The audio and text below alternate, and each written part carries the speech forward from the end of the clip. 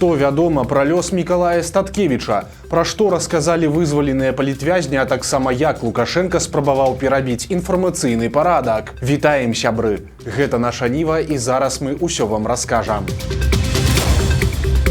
Гвалт у турмах, інфаркт Статкевіча і патэнцыйнае вызваленне Бабарыкі. Сёння ў Вільні прайшла вялікая прэс-канферэнцыя з удзелам вялікай часткі вызваленых палітвязняў. Усяго ў офіс Святланы Ціханаўскай прывезлі каля 2 дзясяткаў чалавек. Пасля вітальнай прамовы лідаркі дэмакратычных сіл Беларусі слова ўзялі самі палітвязні. Паплечнік Мікалая Статкевіча Сергей Спарыш расказаў пра яго здароўе. Па яго словах, Статкевіч знаходзіцца ў выдатным маральным стане і ганарыцца тым, што беларусы зрабілі у 2020 годзе. Аднак у экс-кандыдата ў прэзідэнты ёсць вялікія праблемы са здароўем. У турме ён перанёс інфаркт. Он рискует очень сильно, потому что здоровье у него очень сильно подорвано. Несмотря на его очень хорошее внешнее состояние, у него серьезная аритмия. Ему очень тяжело ходить периодически. Он находился 6 раз вкрытой, 6 раз в одиночке. В одиночке это по 6 месяцев. Он уже в одиночной камере провел 2 года и 7 месяцев. Это, по сути, убийство. Он 3 раза был под ковидом, 1 раз у него был инфаркт, 1 раз у него была проблема воспаления легких. Кроме того, у него еще с 90-х годов бронхит хронический. Блогер Мікалай Дзядок заклікаў увесь свет звярнуць увагу на тое, у якіх жудасных умовах знаходзяцца вязні беларускіх турмаў. Ён заявіў, што людзі проста не ўяўляюць маштабаў таго, якія парушэнні правоў чалавека адбываюцца ў калоніях і ізалятарах. Ад пастаяннага гвалту людзі проста вар'яцеюць. Я асабіста знаходзіўся ў адзіночнай камеры, і ўвосень насупраць мяне, гэта было ў гарадзенскай турме, я просынаўся ночью от того, что дарослые мужики выли и звали свою маму. Настолько ночью, сярод ночи, настолько яны покутывали в этом штрафном изоляторе от холода. Люди не могли спать. На моих вачах люди з'язджали з глузду, вар'яцелі. Не ў пераносным сэнсе, а ў прамым. Яны пачыналі чуць галасы. Галоўны рэдактар маладзечанскай рэгіянальнай газеты Александр Манцевіч расказаў пра тое, што іншы пажылы палітвязень Вацлаў Арэшка за кратамі цалкам аслеп. Ад гэтага ён моцна пакутуе, але пенсіянера працягваюць трымаць у калоніі. Сёння ён нічога не бачыць. Пытаецца, калі вядзеш яго пад руку ў сталоўку, ён пытаецца, сёння ёсць сонца на небе, ці сонца няма. Вы разумееце, што днём яго нехта падвядзе, дапаможа прайсці. Ноччу ён устае па сваіх патрэбах і шыбуе доўгім калідорам, спатыкаецца, падае, з яго цячэ кроў. І так адбываецца неаднаразова. Сітуацыя становіцца горш. Ён піша пісьмы жонкі пад трафаретку, якую яна яму прыслала. Лісты ад яе чытаюць яму іншыя зняволеныя. Гэта адзін такі лёс. Журналісты цікавіліся лёсамі і іншых вядомых палітвязняў. Журналістка Ірына Слаўнікава расказала, што Марыя Калеснікава застаецца такой жа прыгожай, як і раней, з усмешкай на вуснах і чырвонай памадай. Віктор Сямёнаў, які перасякаўся з Эдуардам Бабарыкам, расказаў, што ён вельмі моцны і добра трымаецца, хаця яму даволі цяжка. А Глеб Гладкоўскі падзяліўся звесткамі пра Бабарыку старэйшага. Вызвалены хлопец мяркуе, што банкіра рыхтуюць да памілавання. Работает он на пекарке, подбрасывает дрова, так скажем, работа физически несложная, условия там в чистоте, в тепле, никаких проблем, я думаю, у него там нет. Администрация к нему после всех этих перемен как-то более снисходительно стала, что ли. Значит, выглядит загорелый, поправился в теле, нормальном, так скажем. Выглядит хорошо, в общем. Все очень надеются, что его тоже готовят к помилованию, просто привозят в форму, чтобы выглядел максимально хорошо к моменту выхода. Святлана Ціханаўская расказала, што цяпер вырашаюцца ўсе бюракратычныя пытанні. У вызваленых людзей на руках няма нават пашпартоў. Замест іх ім выдалі часовыя даведкі, што пацвярджаюць асобу. Пасля ўсіх папяровых момантаў палітвязні змогуць самі займацца сваім лёсам. Яны змогуць застацца ў Літве ці рухацца ў іншыя краіны. Пытанне, якое дагэтуль застаецца без адказу, гэта лёс Міколы Статкевіча. Нагадаем, што самы вядомы з вызваленых учора палітвязняў адмовіўся гвалтоўна з'язджаць з Беларусі і некалькі гадзін сядзеў прама на нейтральнай паласе.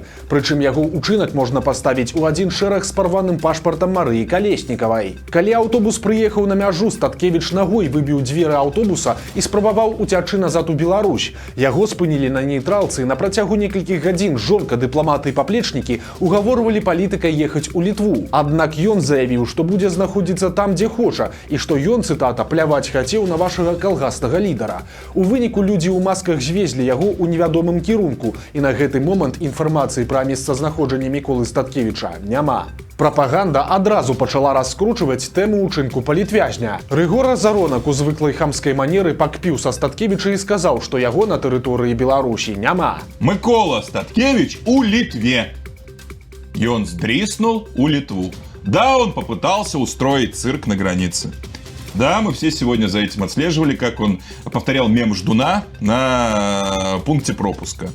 После этого, да, вот, пожалуйста, значит, вот он мечтает о баланде, о макаронах или думает о том, что он забыл в камере зарядку. Да, во время пересечения этими всеми вязнями границы он попытался устроить дешевое представление и цирк. Сейчас он пошел себе, почапал потихоньку у Литву. Он не на территории Беларуси. Статкевича в Беларуси нет. Он скоро всплывет в Литве. У гэты ж момант у студыі знаходзіўся Юрый Васкрасенскі, з якога некалі спрабавалі зляпіць перамоўшчыка. Гэты персонаж з нейкага перапуду заявіў, што Статкевич яго расчараваў. Микола очень быстро сдулся. Поустраивав в течение 2 часов спектакль, который сопроводили, естественно, как всегда, мочой в голову, змагарским, так сказать, потребителей, змагарским СМИ, как он там выломал двери из автобуса. То есть, с одной стороны, он обессиленный от пыток режима и исхудавший, а с другой стороны, оказывается, такая силища есть, что выбил двери автобуса. На ходу выпрыгнул. Значит, ты пошел штурмовать белорусскую границу. Но финал, увы, как оказался, как всегда, банален и прост. Захотелось просто снова поужинать. Понял, что никто его снимать не будет. Азаронак на пару з Васкрасенскім спрабавалі выставіць сітуацыю з вызваленнем чарговай групы палітвязняў такім чынам, што гэта, маўляў, выключна рашэнне Лукашэнкі, выкліканае толькі яго добрай воляй, і на яго нібыта не ўплываюць ні санкцыі, ні пагаршэнне эканомікі. А палітвязні ў прынцыпе рэжыму і не патрэбныя, бо на іх трэба траціць дзяржаўныя грошы, а да ўсяго іншага яны маюць тэндэнцыю паміраць за кратамі. Сёння ў палітвязняў была прэс-канферэнцыя, а учора ўвечары іх эмацыйна сустракалі ў Вільні. Каля амерыканскай амбасады сабраўся натоўп беларусаў, якія віталі вызваленых воклічамі «Жыве Беларусь». Здравствуйте, ребята!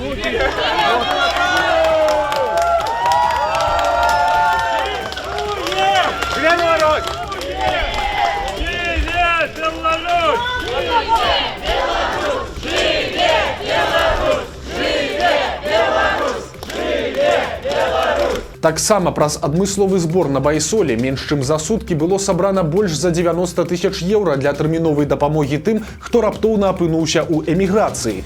Гэтыя людзі апынуліся ў Літве без дакументаў, дому і разумення, што рабіць далей. Для многіх палітвязняў шчаслівы момант вызвалення аказаўся святам са слязамі на вачах. Я просто хочу вернуться, не крадуйте, коли ласка.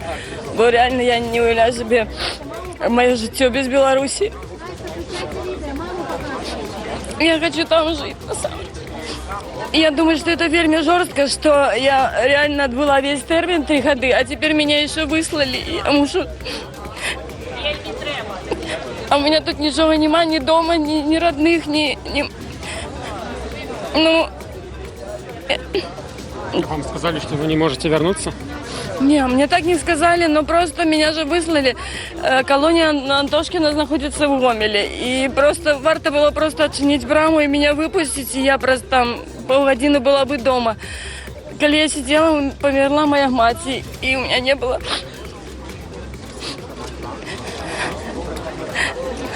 Мало того, что мне не было возможности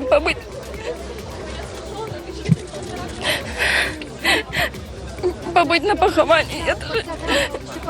Я вот зараз не могу пойти на ее могилу, потому что меня просто сюда вывезли. Пра жаданне вярнуцца ў Беларусь таксама заявіў і Зміцер Дашкевіч. Я вельмі люблю свою семью, дзеля іх я все гэта вытрымаў, дзеля іх я вернулся. И, конечно, у меня вельмі такие суперечлівыя пачуцці, што ёсць воля, няма сем'і. Калі ім не дазволіць вернуться до мяне, з'яднацца, я пойду в Беларусь назад. Блогер Ігор Лосік расказаў пра тое, як адбывалася яго вызваленне. За дзень да яго ён яшчэ начаваў у штрафным изолятары Новополоцкой колонии, а камеру заливали хлоркой. Вчера я еще был в Новополоцке в ШИЗО. Вот. Мне еще вчера лили хлорку на пол. Спал я, ну, то есть там летом холодно даже, спал я на доске на голой вчера еще. Не ожидала. Потом меня утром, после утренней проверки, пришли, сказали, собирай вещи. Посадили в машину, мешок на голову, наручники привезли в Американку, в КГБ. И там нас было 13 человек, там был Микола Статкевич, Дашкевич, Дедок, ну кто. И мы там провели ночь. И вот все, кто там был, утром нас сегодня, получается, забрали, привезли на границу. И все, кто был на Американке, у всех украли паспорта. Старшыня ліквідаванай уладамі партыі «Зялёныя» Дмітрый Кучук расказаў пра катаванні за кратамі. У калоніі ён трапіў у так званы нізкі статус і цярпеў як ад адміністрацыі, так і ад іншых вязняў. Было вельмі цяжка. Я 4 голодовки в одиночке, буквально 7 месяцев. Вот мне там какой-то низкий статус дали, сказали, что я типа в Беларуси возглавлял ЛГБТ-сообщество. Были такие катования, что просто... Низкий статус – это самое страшное, что может быть. Да, так? В тюрьме, да, там так прессовали, что просто невыносимо. Это все и администрация поддерживала, и, скажем, и сами заключенные, то есть люди, которые еще более-менее адекватно, которые по второму разу заезжают, там по 411 статьи очень много, те как-то еще поддерживали. Ну и мужики, которые реально головой, то есть они тоже поддерживали, в принципе, там солидарность, какие-то продукты давали, то есть как-то так было.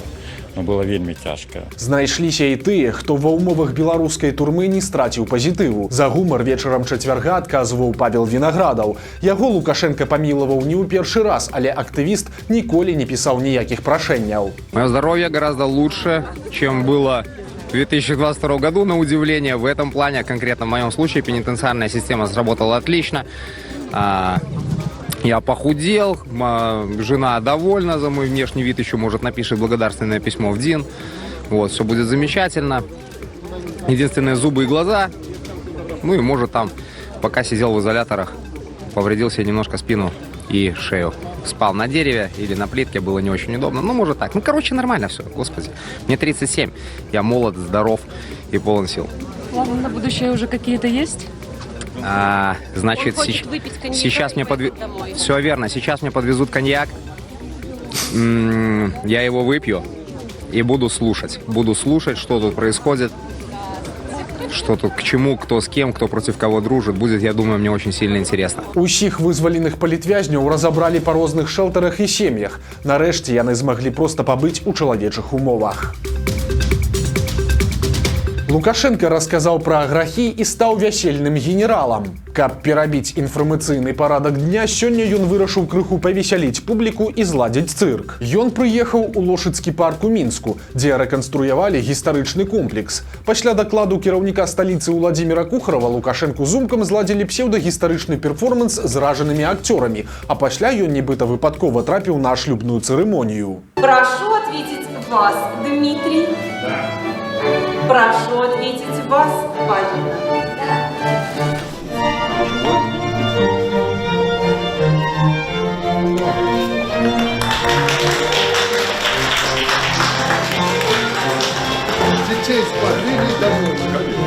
У новым Лошыцкім комплексе гулялі вяселле супрацоўнікі смалявіцкага водаканала Дмітрый Козлоў і Паліна Буневіч. Лукашенко, які прымерыў на сябе ролю вясельнага генерала, падарыў ім ключы ад кватэры ў горадзе Спадарожніку. Але ж калі вы думаеце, што нерухомасць стане маёмасцю маладой сям'і, то вы моцна памыляецеся. Сужэнцы атрымалі арэнднае жытло, за якое давядзецца штомесяц плаціць грошы. Акрамя таго, Лукашенко даў ім загад нарадзіць 3 дзяцей і не забыў нагадаць, што 3-е дзіця будзе ягоным. И чтоб побольше работы, Дима, 3.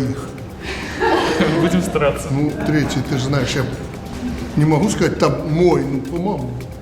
А 2 это 2 ваши. Квартира с намеком в Смолевичах, чтоб там жили.